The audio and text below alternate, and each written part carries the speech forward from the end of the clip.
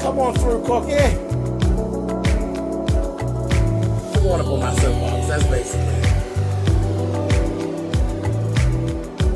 Let's talk about drag and all its forms.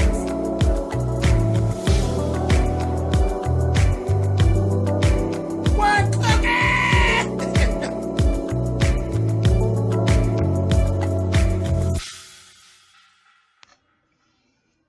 Hey guys, thanks so much for clicking on the video.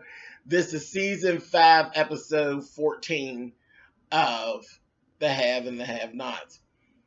Starting right off, that Veronica finally runs into David at the hospital. She starts her bullshit right away. He's trying to figure out where Jeffrey is. Of course, he can't get a signal on his phone at the hospital, and the phone's not working, so it's going right to voicemail. Veronica won't tell him where Jeffrey is. She won't tell him what Melissa's last name is, so the nurse's station won't give him the information. The two of them are bickering back and forth. She's telling him, you tell me. She wants to ask him questions about his young lady friend. And she told him, as long as you won't tell me your information, I'm not going to tell you my information. So they go back and forth, back and forth, back and forth. Then she threatens him and tells him, he said, I'm so glad I left you. I am so glad I left you. I am so done with you. And she's like, well, when you fall in love with a person and you marry them and all of these things, and you have their deepest, darkest secrets. And then one day when you get mad at them, you have this person that is actually left with all of your dirt and your deepest, darkest secrets. And he told her, don't think that I don't have dirt on you as well.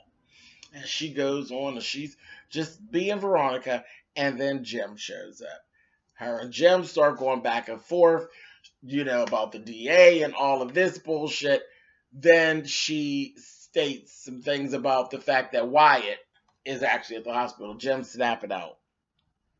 So that's the last we actually see of them. Jim is actually at the nurse's station trying to get information about Wyatt. And of course, with HIPAA, they're not really allowed to tell information, and he's saying who he is, but of course, Jim's just a bastard, so the way he's talking is really holding things up. So, hold that little information. Okay, so the whole little situation with Benny. Benny's being hauled off to jail. Mitch is telling them, I'm going to take care of everything, don't worry about it. Benny's telling him, don't contact Veronica. He's saying, she's the only chance you got. You need to contact her so she can straighten this up. Meanwhile, she walks around the corner. The cop is being a jerk. He won't let Veronica talk to Benny. And she's like, oh, that's okay. I'll be right down there. So she's saying she's going to come on down. They go on out. That's the last we see of them. In the room with Wyatt is Jeffrey. Jeffrey gets Wyatt all calmed down and all of these things. Of course, Cop Justin, stayed at the hospital so he can go fuck with Jeffrey, and he let the other cop take Benny on in. He finds him in the room with Wyatt. He's pissed off because Jeffrey tells him, this is not the time. I will call you and I'll talk to you later. He says, I'll stand right outside and wait. He waited out there for over an hour for Jeffrey to get done. Jeffrey goes on with this whole thing with Wyatt. Wyatt has manipulated Jeffrey yet again. Oh, I love you. I'm so sorry I treated you bad. Blah, blah, blah, blah, blah. Jeffrey is all in, nose wide open with the dumb shit. I'm like so sick of that little storyline. I'm so sick of it. And then the girl who was from the little organization that's helping him with the drug stuff, she's like, oh, he loves you, telling Jeffrey he loves you. And Jeffrey's like, well, it's not like that. He's not gay. And she's like, so he has to be gay to love you? No, he loves you. I could see it. This, that, and the other. I'm like, oh, don't fall for that foolishness. Because that's what it is. It's foolishness. Anyway. So, finally, Jeffrey leaves out of the room. Justin apologizes to Jeffrey, and finally talks him into, because he's like, I don't want to go anywhere private with you, because he's like, you don't have to be scared of me. He's like, I'm not scared of you, but I'm not trying to be bothered with you all like that. So he finally talks him into going into this stairwell. Well, Veronica is actually following them. They ain't even paid no attention. She's all over this hospital. So they're having this whole conversation and they're talking. He's going back and forth and he's professing his love for Jeffrey and how he's never had these feelings before and he has a wife and and Jeffrey says something about Melissa and how she's trying to kill herself and that they're supposed to be getting married. He gets pissed all over again. What the hell you mean you're getting married? This, that, the other. You need to explain it to me. Jeffrey's like, I'm not going to explain it to you right now. I'll tell you later. This is your way of telling me and showing me that you are sorry. You'll just wait and I'll call you. So Jeffrey finally ends up leaving out and going about his business after he kisses him in the mouth. I said, child, you strange trade. Anyway, so next thing you know, here comes Veronica walking up the steps.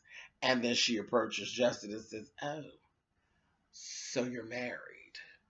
And he's looking at her and he's like, yeah, I'm married. And she's like, oh, okay. And they're getting ready to have this little confrontation yet again. Veronica says, does your wife know about your unnatural goings on? I said, oh, she really tries it. And that's where we end with them. And we'll pick that back up, I guess, next week. Last people is we see Catherine and Hannah. Hannah's at Catherine's new place. And she's still sitting there, still in those clothes and all of that. And Catherine's trying to calm her down and talk to her. It was gut wrenching again. And she's trying to talk to her and bring her along and trying to snap her back into present time. She gave her a pill so she could sleep. And then they talked about her faith. And she's saying how she's losing faith. And she's saying, no, you're not. You're not. Your faith is too strong for something like this. This is tragic and unnecessary to shake your faith. You just got to hold on. And she was trying to get her to, go take a bath and change her clothes and all that. And eventually she did get her to get up, to go get herself cleaned up. But she didn't even snap back to reality really until she told her, look at your hands. She said, I don't want to clean up. I don't want to take a bath. She said, look at your hands. And she had the baby's blood on her hands. And that's what brought it all up and brought it all out.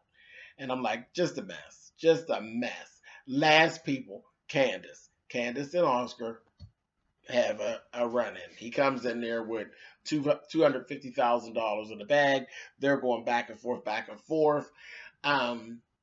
She's telling me, I don't trust you. I'm not going to work with you. He's trying to explain to her about the long-term con and the power of the people that are actually involved, that these are not the small fry folk that she's used to dealing with, and that she needs to work with him. And he's saying, tell me that you haven't started trying to blackmail him and things on your own. Tell me that you didn't do that. And she's like, talking. He's like, oh my God, you did. He's like, you don't want to do this like this, that, and the other. So she's like, you better get out of here. I'm going to start screaming. He's like, you can't do that. Secret Service is next door. She's like, I know it. So get the hell out and leave this money here and get out. He runs on out because she starts hollering. He runs up, but he just snapped her. She's sitting up there, and the money, there was a couple $100 bills, and then the rest was all paper. And she's like, that bastard. So that's going to unfold some more as well next week. This episode didn't really have a whole lot. Kind of pissed that we waited like 2 weeks for this, because it was just like little links to different things. Nothing real major actually went on. But that's it. Have and have nots. And I will talk to you guys next week. Later.